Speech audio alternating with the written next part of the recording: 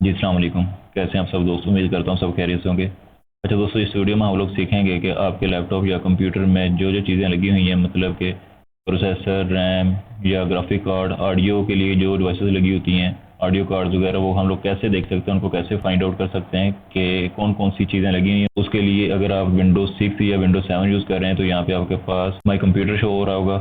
अगर आप विंडो 10 या विंडो 11 मेरी तरह यूज़ कर रहे हैं तो यहाँ पे आपके पास दिस पीसी शो हो रहा होगा। इस पर राइट क्लिक करते हैं। राइट क्लिक करने के बाद इसकी प्रॉपर्टी ओपन करते हैं।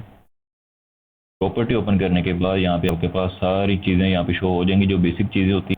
यहाँ पे मेरे पास डिवाइस नेम शो करवा रहा है शहजाद जिम, जो मैंने सेट किया हुआ है। उसके नीचे आपका प्रोसेसर, आपके लैपटॉप का प्रोसेसर शो करवा रहा है, जो कि इंटेल का कोर i7 प्रोसेसर है। i7 का मतलब कि ये i7 सीरीज़ का है। और इसके आगे ये जो कोड शो करवा रहा है 8550U, ये मेन एक कोड होता है इसका। जो 8, ये पहले चीज़ है, ये शो करवा रही है कि 8वीं जनरेशन का ये CPU है।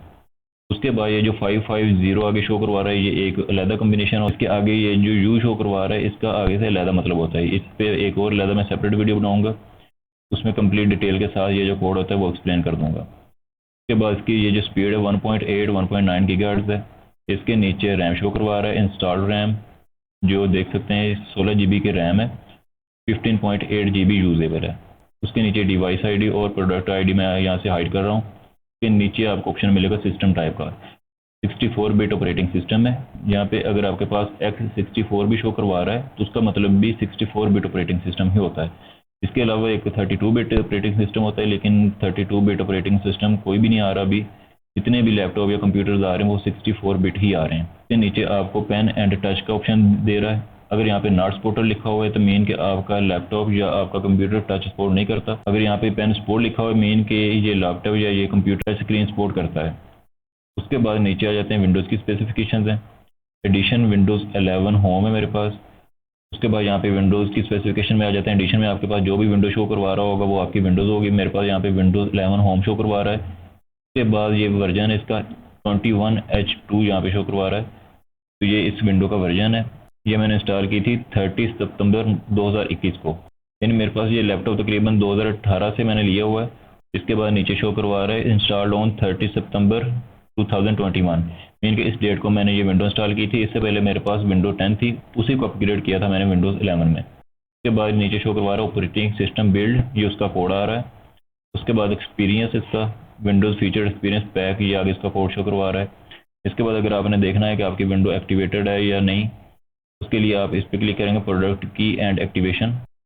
यहाँ पे आप देख सकते हैं एक्टिवेशन स्टेट एक्टिव है, और यहाँ पे शो करवा रहे हैं Windows is activated with a digital licence linked to your Microsoft account. तो ये तो एक बेसिक सा तरीका था इसकी जो स्पेसिफिकेशन है वो चेक करने के लिए। इसकी जो मेन डिटेल में देखते हैं कि क्या चीज़ें इसमें लगी हुई हैं, वो सब कुछ जानने के लिए हम लोग इस पर अगेन राइट क्लिक करेंगे। राइट क्लिक करने के बाद यहाँ से मैनेज का ऑप्शन आपके पास शो हो रहा होगा, मैनेज पे क्लिक करेंगे। मैनेज का ऑप्शन ओपन होने के बाद यहाँ पे आपके पास एक डिवाइस मैनेजर का ऑप्शन शो हो रहा होगा, इस पर क्लिक करेंगे। डिवाइस मैनेजर ऑप्शन ओपन होने के बाद यहाँ पे आपके पास जितनी भी लिस्ट शो करवा रहा है, दैट मीन कि ये सारी चीज़ें आपके लैपटॉप के अंदर या कंप्यूटर के साथ जुड़ी हुई हैं। जो भी डिवाइस या हार्डवेयर या सॉफ्टवेयर बेस हैं वो सारी चीज़ें यहाँ पे शो करवा रहे हैं। इनको हम वन बाय वन देखेंगे जो हमारे काम की चीज़ें हैं। इसमें सबसे पहले हम लोग देखेंगे ऑडियो इनपुट्स एंड आउटपुट्स को। इसको ओपन करते हैं। यहाँ पे मैंने हेडफोन कनेक्ट किया हुआ है, जो माइक का काम भी कर रहे हैं और हेडफोन का काम भी कर रहे हैं। उसके बाद ये दो डिवाइसेस लगी हुई है, माइक्रोफोन एरिक रियल टेक की कंपनी का लगा हुआ है, और दूसरा ये स्पीकर एंड हेडफोन के लिए अलहदा लगा हुआ है, रियल टेक आर ऑडियो का। ये दो डिवाइसेस मेरे लैपटॉप में लगी हुई हैं। इसके बाद से अगले ऑप्शन में आ जाते हैं जो कि बैटरीज का है। यहाँ पे बैटरी की सारी डिटेल शो करवा रहे हैं, जो बैटरीज की कनेक्टिविटी है। उसके बाद यहाँ पे बायोमेट्रिक डिवाइसेस पे आ जाते हैं। बायोमेट्रिक डिवाइस, यहाँ पे ये बायोमेट्रिक की जो डिवाइस लगी हुई है फिंगरप्रिंट रीडर की, वो शो करवा रहा है कि इस लैपटॉप में बायोमेट्रिक फिंगरप्रिंट रीडर एक्टिव है, वो भी लगा हुआ है। बाद से अगले सेक्शन में आ जाते हैं जो कि ब्लूटूथ का है। ब्लूटूथ दोस्तों ऑलमोस्ट हर लैपटॉप में पहले से लगी होती है। जो टावर सिस्टम होते हैं, पर्सनल कंप्यूटर्स वगैरह होते हैं, उसमें नहीं होती। उसके लिए आपको अलहदा से 150-200 रुपये की एक ब्लूटूथ डिवाइस लेके कनेक्ट करनी पड़ती है। तो जब आप वो कनेक्ट करेंगे तो इंस्टॉल होने के बाद यहाँ पे आपके पास शो हो जाएगी, जब रेडी होगी, रेडी टू यूज़ होगी।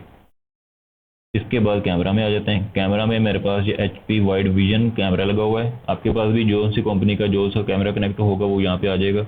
उसके बाद कंप्यूटर में आ जाते हैं। जैसे मैंने आपको पहले बताया था 64 बिट बेस कंप्यूटर है ये, यहाँ उसका ये जो मदरबोर्ड होता है उसकी डिटेल शो करवा रहा है। उसके बाद इसे अगले ऑप्शन में आ जाते हैं जो कि डिस्क ड्राइव्स का है। इसमें आने के बाद यहाँ पे मेरे पास दो ड्राइव्स लगी हुई हैं जिनको हम हार्ड ड्राइव या एसएसडी वगैरह कह देते हैं। ये जो पहली मेरे पास लगी हुई है सैमसंग की, ये मेरे पास एसएसडी लगी हुई है NVMe। ये मेरे पास सैमसंग की एसएसडी लगी हुई है NVMe, जो कि एक रैम की तरह होती है, बिल्कुल बारीक सी। ये मेरे पास 256 GB की लगी हुई है। इसमें सिर्फ मैंने अपनी विंडो इंस्टॉल की हुई है और इसके नीचे एक अलहदा लगी हुई है जो कि 1000 GB की है। इसमें बाकी सारा डाटा मैंने रखा हुआ है। इसके बाद इससे अगले ऑप्शन में आ जाते हैं डिस्प्ले अडेप्टर्स का। यहाँ पे मेरे पास इंटेल का प्रोसेसर है। आप यहाँ पे आप देख सकते हैं सबसे पहले Intel ultra HD graphics 620 show करवा रहा है, जो कि आप जानते होंगे कि जिस लैपटॉप में या कंप्यूटर में इंटेल के प्रोसेसर होते हैं उनमें इनबिल्ट एक ग्राफिक कार्ड आता है, जिसके होते हुए हमें किसी एक्सटर्नल ग्राफिक कार्ड की ज़रूरत नहीं होती। तो किसी एक्सटर्नल ग्राफिक कार्ड को यूज़ किए बिना हम लोग अपने लैपटॉप या कंप्यूटर का डिस्प्ले ले सकते हैं। उसके बाद एक और ग्राफिक कार्ड लगा हुआ है जो कि एनवीडिया कंपनी का GeForce MX 150। इसकी डिटेल्स मैं आपको बाद में दूंगा। ये जो इंटेल का लगा हुआ है ये मैं अपने पास डिस्प्ले के लिए यूज़ करता हूँ, और ये जो एनवीडिया का लगा हुआ है ये मैं जब एडिटिंग वगैरह करता हूँ तब रेंडरिंग के लिए यूज़ करता हूँ। इसके बाद इससे अगला ऑप्शन आप छोड़ दें, इसमें कोई इतनी खास चीज़ नहीं है। इसके बाद ह्यूमन इंटरफेसेस डिवाइसेस कहा जाता है। यहाँ पे आपके पास जितनी बिल्कुल बारीक छोटी छोटी सी डिवाइसेस भी लगी हैं वो भी यहाँ पे शो करवा रहा है। इनके बारे में ज़्यादा डिटेल में नहीं जाऊँगा।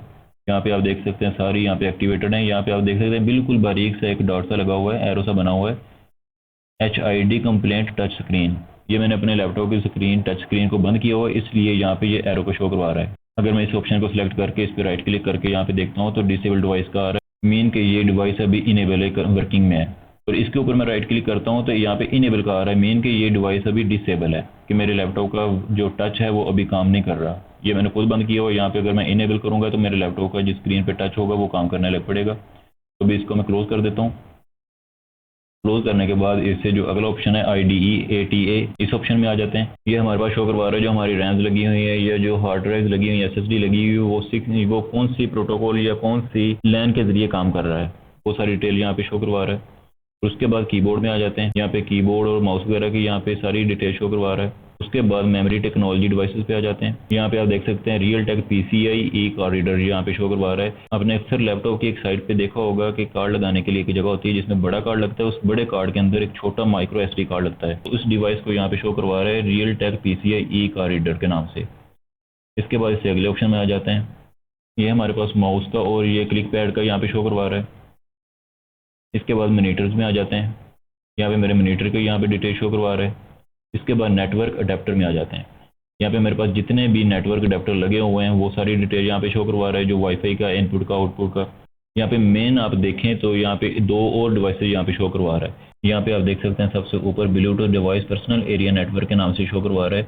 ये शायद आपको पता हो कि 5-6 साल पहले जब मोबाइल आते होते थे 2014 में 2013 में, जो नोकिया के मोबाइल होते थे जिसमें वाईफाई का ऑप्शन नहीं होता था, वो हॉटस्पॉट देते थे ब्लूटूथ के जरिए। तो वो ब्लूटूथ के जरिए भी हम लोग इंटरनेट इसमें एक्सेस कर सकते हैं। उसके बाद ये जो दूसरा ऑप्शन शो करवा रहा है कि हमारा लैपटॉप अगर किसी वाईफाई के साथ कनेक्ट है तो हम उस वाईफाई से इंटरनेट ले सकते हैं और इस हॉटस्पॉट डिवाइस के जरिए अपने लैपटॉप से आगे एक्सटेंड भी कर सकते हैं, उसको आगे किसी को अपना वाईफाई भी दे सकते हैं। उसके लिए मैं यहाँ पे आपको थोड़ा सा दिखा देता हूँ। यहाँ पे आने के बाद आप यहाँ पे देख सकते हैं मेरा लैपटॉप इस वाईफाई के साथ कनेक्टेड है। इस वाईफाई से मेरे लैपटॉप में इंटरनेट आ रहा है। अगर मैं अपने लैपटॉप से किसी को हॉटस्पॉट देना चाहूँ तो मैं इस ऑप्शन पे क्लिक करूँगा, मोबाइल हॉटस्पॉट पे।